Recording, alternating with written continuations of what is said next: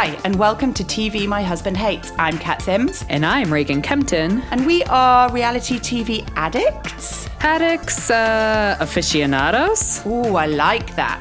Experts. Experts. Basically, we know our shit when it comes to reality TV. 100%.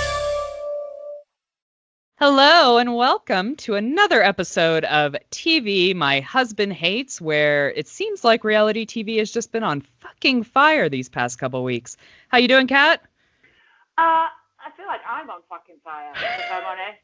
I mean, I feel like one day I'd love to come with like this. I am so great, and I am obviously great and grateful and overflowing gratitude and all of that stuff. But also, my kids, they're so close to going back to school, but it's just not quite close enough. And it's just like the lights at the end of the tunnel. We can see it, but we can't get there. And all of a sudden, it's got really hard again. Yeah, this is the difference. So this is always the struggle I have with like the UK and the US system. Because the UK only has like 6 weeks of summer break. I mean, granted, it's been totally different this year because of COVID and we've all been home and whatnot. But my kid's spring break or summer break is like 2.5 months long. So as your friend, I can empathize. But as somebody else, I'm like, suck it up. It's 6 weeks. Oh, you're a fucking cunt. I mean, fair enough. But it is, to be fair, normally 6 weeks is fine. Yeah. But this hasn't been 6 weeks. No, it's been like a million years. 6 years. And yeah. And I feel like we've run out of shit to do. We don't want to be near each other. We all just want the next step, the next bit. Everybody just wants them to go back to school. So it's fine. And I've got both birthday parties tomorrow. And you know what birthday parties are like. Awful. Just why the fuck? Why the fuck do I say memories do them? to give them happy memories of their childhood. Memories. We're depositing and then we'll spin this lie to them for the rest of their life. Go, they were the happiest days of my life.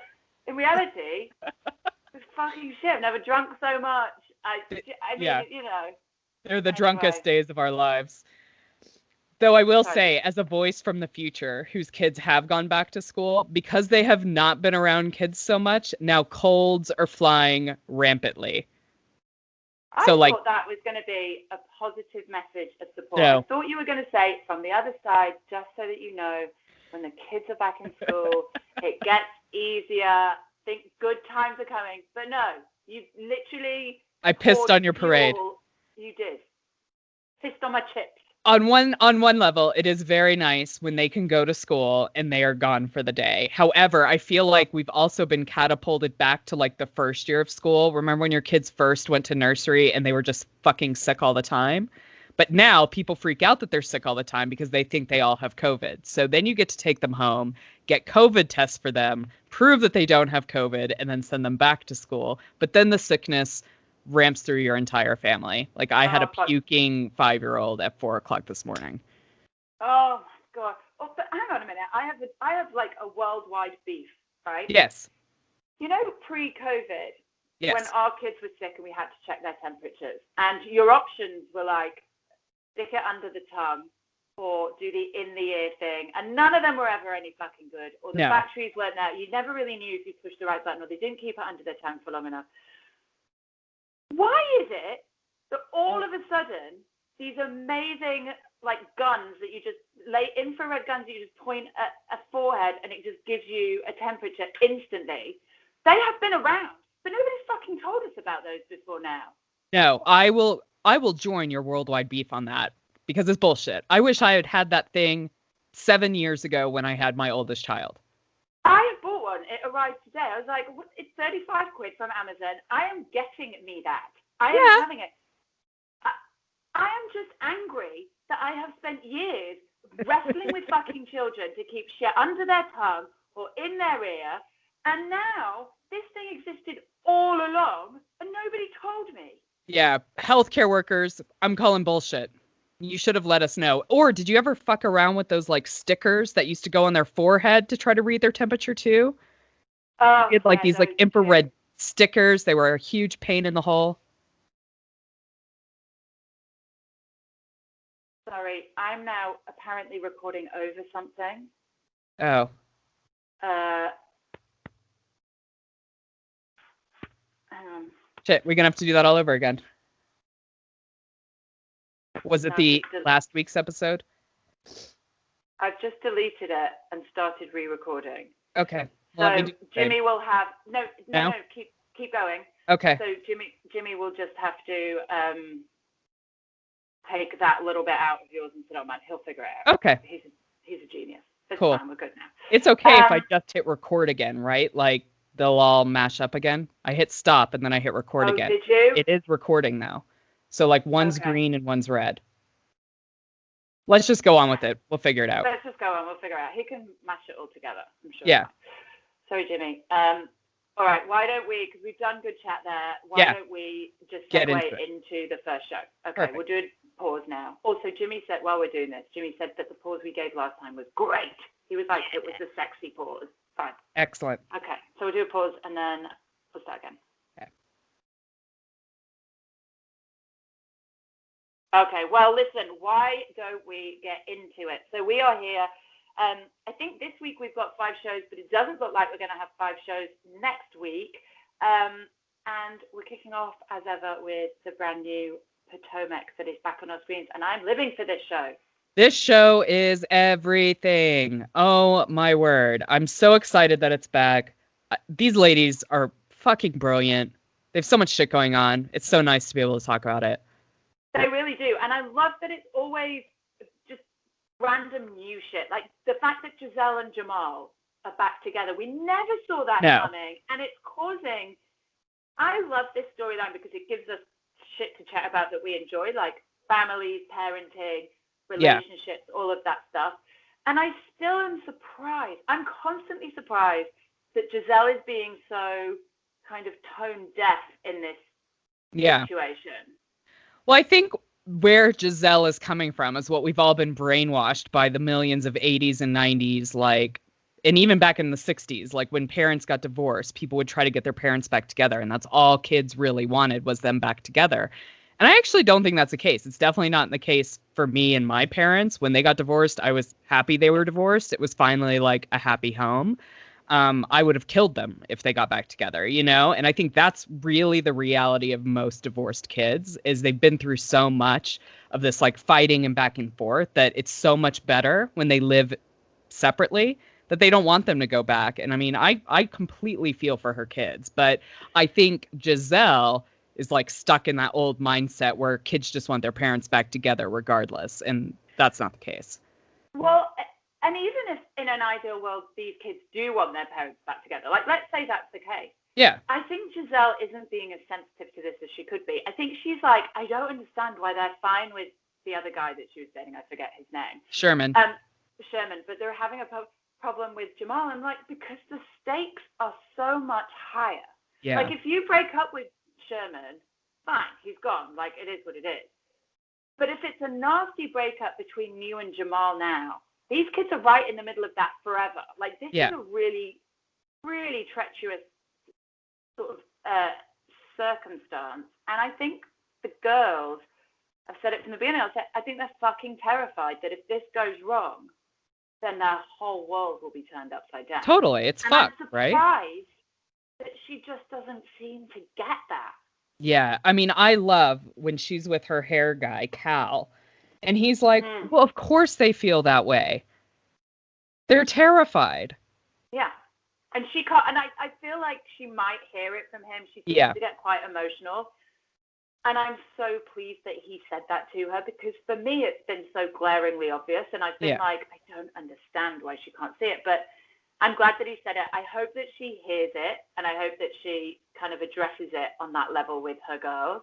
Yeah, I think she needs to, I mean, like Cal said, she needs to lead with love and address all the negative things that they've seen about their dad and explain to them where you've come to and what the thought process is and just be real with them and be honest. And I think they would come to her side, still probably with a bit of trepidation because who knows how long it's going to last. But I think he was spot on, and I hope she really hears him and deals with that with the girls.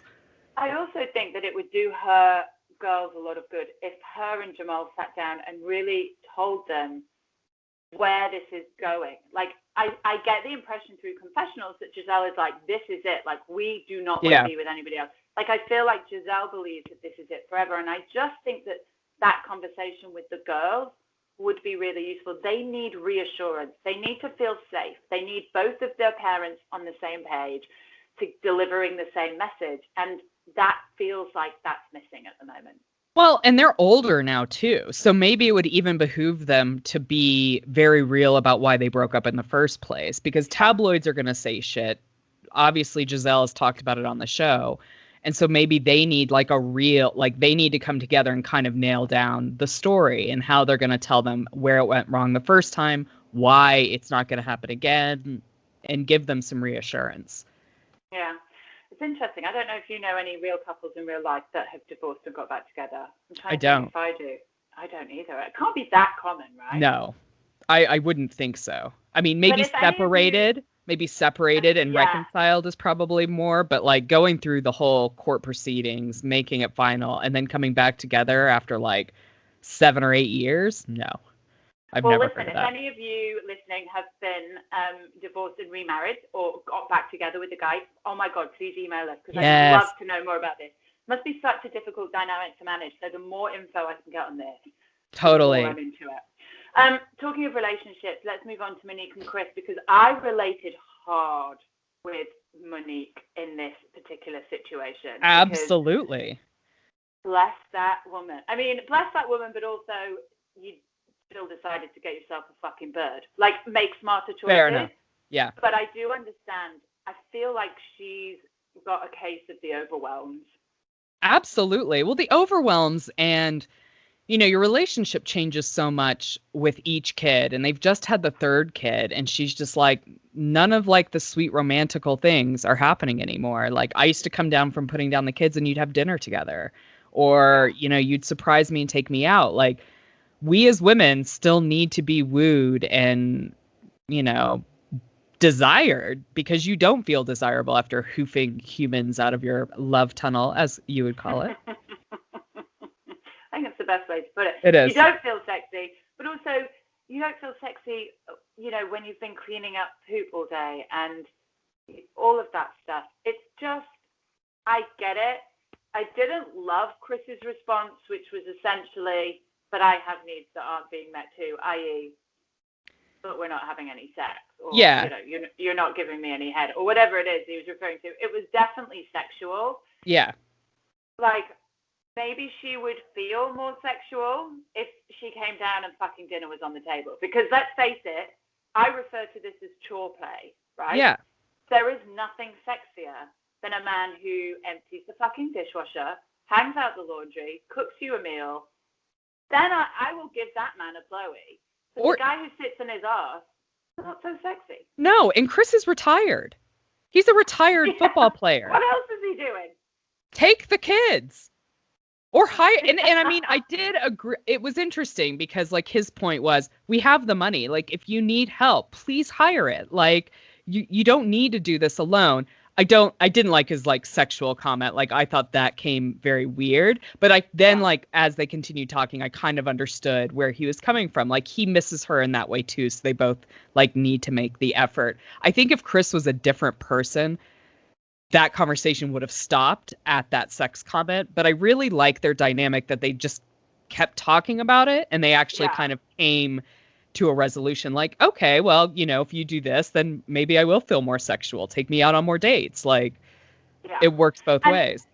And, you know, as much as I relate, and I do, definitely, it is easier for them, like, to make this right. Like, when you've got all that money just sitting around and you can afford babysitters whenever you want them, like, there is no excuse. And I'm glad that they've had the conversation. I mean, anybody can fall into complacency, so I can appreciate that. But I'm glad they've had the conversation. But now there is no excuse. Like, you've got the means, you've got the resources. Get out there, nurture your relationship, and get on top of this shit. It's not like the rest of us where we're like, well, okay, I'd love to go out on a date with you, but it's $100 for the babysitter before we've even started. So that's, like, you know, it's unfeasible. Sort it out.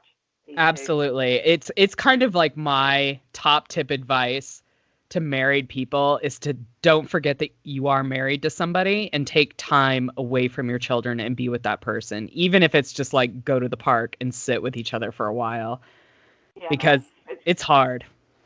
It's really hard, and it's really easy to fall into a rut, and God knows I understand. Sorry about this, but there's a guy climbing into a window. Oh. Opposite my garden. That can't be good. I think it's fine. Just forget his keys. No, the door's open. Oh. Like, there are 2 people watching him do it, so I can't imagine. Oh, sorry. This is a random distraction. It's Harrow, I think he is Harrow Crime Watch corner. It is. Harrow Neighborhood Watch. Neighborhood Watch corner. Hello, my name is Karen Sims, and I'm a Neighborhood Watch. Yeah, he's in. It's fine. Don't worry. Excellent. Great. Okay, so let's chat, though, about Candice. I call her Candace. I just think it's spelled differently. Got it. Okay, so let's think about Candice and Ashley. They have this kind of long-awaited one-on-one that we've all been waiting for. Absolutely. And my heart just felt so hard for Ashley trying to navigate a buggy into a small cafe. It's like the worst feeling ever when everybody is staring at you and you're just like crashing into all the chairs. Well, and also the really frustrating thing is like once you've crashed into the first 1 or 2 chairs, you would think that everybody's like, oh, okay, I get the problem. Now I'm going to move. I'm just going to shift out the way. They don't do that. They literally wait until you're like, I need to get past you too. Can you, like, you're in the way as well. Fucking move. And also, again, I'm never forgetting that this is like the first 3 months for her. Like this is like the worst time of her entire life. Yeah, those are such dark days. Like I can't bang on about that enough. No, and the thing is that you don't know how fucking dark they are until you come out of them and you look back and you're like, how the fuck did I survive? Yeah, it's one of the magical mysteries of women, in my opinion. How we do that and then do it again. Well, do you know what? It's so funny. I shared a video on my Instagram today of a seahorse giving birth. And if you've never seen a seahorse giving birth, it's really kind of amazing. Basically, they sort of have a belly button that becomes this big hole, and they just gush out hundreds of babies at a time out of this hole, right? Yeah. It doesn't look anything more than a couple of sneezes. Then, of course, I remember that it's the male seahorses that give birth. And I was like, oh, that's why it's so fucking easy for a seahorse, because the men figured this shit out. Once they realized they had to do it, they were like, well, we're going to make this as efficient as fucking possible. Right. If the men in our species had to give birth, you can bet everything that they would have spent trillions on making birth more efficient and less painful. More affordable, and childcare more affordable, and workplaces more flexible. All that would have been sorted out. All of that stuff. None of this like, oh, I'm in a lot of pain. Well, we're going to give you a paracetamol and we'll see how you do in a couple of hours. None of that bullshit. No, here's some gas and air. Breathe through it. Not even that. It would have been, we're going to put you under. Yeah. And take all that pain away. Take it all away. They would have already evolved, so there just wouldn't have been pain. No, exactly. I mean, men would have made this shit happen. I was like, oh, fuck. Anyway, that aside, Ashley's still there, and she's sitting down with Candice, and, I think the conversation goes well. I have to say, as much as Candice, I'm not sure she's being 100% legit in the Monique situation, but I do feel overall, through her conversations with Chris and the way that she is approaching certain situations, I feel like she's trying to do better. I 100% agree. I think the way she and Ashley talked about their issues, neither one of them held back and just made it okay, which I really appreciated. Like, it got a little spicy there for a bit. But I really like that Candice apologized, owned that she was being kind of mean, reiterated that had she known she was in labor at the time, she wouldn't have done that. And she said. Sorry. But like, I appreciate that. And I like that she kind of opened up about, I'm really trying to work on like not holding on to shit anymore. Yeah. Like, it's something I need to work on. And I felt like she did apologize. The reason that we sort of had a bit of a hesitation, awkward pause there was because my face, when Reagan said, I wouldn't have sent that if I'd have known you were in labour, I was like, that was the bit for me that I was like, Candice, listen, it doesn't take a fucking genius to know that somebody who is like 9.5 months pregnant is essentially going to be in labour or wishing they were in labour or having just had a baby. Like, it's anything around that time is going to be pretty sensitive. So I was like, and also, it's not cool to say whether you're pregnant or not pregnant. Like, some of the shit she said was fucking It was still dumb. bullshit, right? That being said, that was my only qualm. The rest of it, I genuinely thought she was trying to be genuine. I don't think she was like, if you felt offended, she was like, I am sorry that hurt you. Yeah. I give Candice props for that. And I think Ashley can too. I'm with you. I'm glad that Ashley didn't just back down. I feel like she's still got some of that feist in her. Yeah.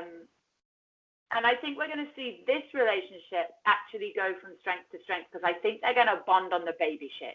I agree. And it would be interesting to me to see a conversation where Candice opens up to Ashley about her hesitancies about having a baby and Ashley being real with her about what it's like to have a baby. I think that's a conversation I'd fucking love to see. Yeah, and I think, I'm loving that Ashley's documenting this early stage motherhood because, even though there is an element of her still glamming up and going out and looking great, like we all did that, but I think we are seeing some of the behind the scenes shit where she is struggling. Yeah. So for that, I'm grateful. And I want her and Candice to be friends. They should be. They're like the same age. They're in the same stage of life. Yeah. It's a shame if they can't get on. This is good. Yes. On the flip side of that, just as Candice like puts out one fire, another fucking wildfire starts with Giselle. Yeah. Wow. Like, I don't even know where to begin with this. I'm looking at my notes right now. So we've got Wendy. So basically what happens is Wendy and Robin have a chat. Yeah. Wendy says to Robin, by the way, had lunch with Candice. She said that Giselle was a monster, in not so many words. And obviously, Robin goes straight to Giselle and says, by the way, Candice said that you're a monster. Giselle is then like, fuck her. Yeah, exactly. And launches into Candice. Now,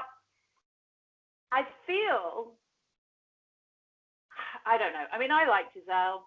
I feel like Candice pulled Giselle aside to be her better self and to say sorry and to take ownership for it. I feel like Giselle just needed to be pissed and have a rant, and it didn't really matter what Candice said at that point. But I really hope that Giselle and her do work it out because I think that Candice was really ready to take ownership for that. I totally agree with you. I think a lot of things have just been building up for Giselle, so I think you're absolutely right. She just needed to have a bit of verbal diarrhea all over Candice, and then she'll be fine. And I kind of like that about Giselle. Like, she owns her feelings enough to where she's like, I just need to put this out there. I'll be fine tomorrow, but tonight I'm gonna be fucking pissed at you. Yeah, and I mean, I can really relate to that's me. Like, the amount of times I say to Jimmy, you know what, I just need a fucking evening to process this, and I just don't want you or I want to be in the bath, watch TV, eat chocolate, and drink red wine by myself, and I just need to be fucking left alone. I can really appreciate that. But yeah, I have to say, credit to Candice for not reacting. She just let Giselle do her thing, and she's like, well, that didn't go how I expected it to go.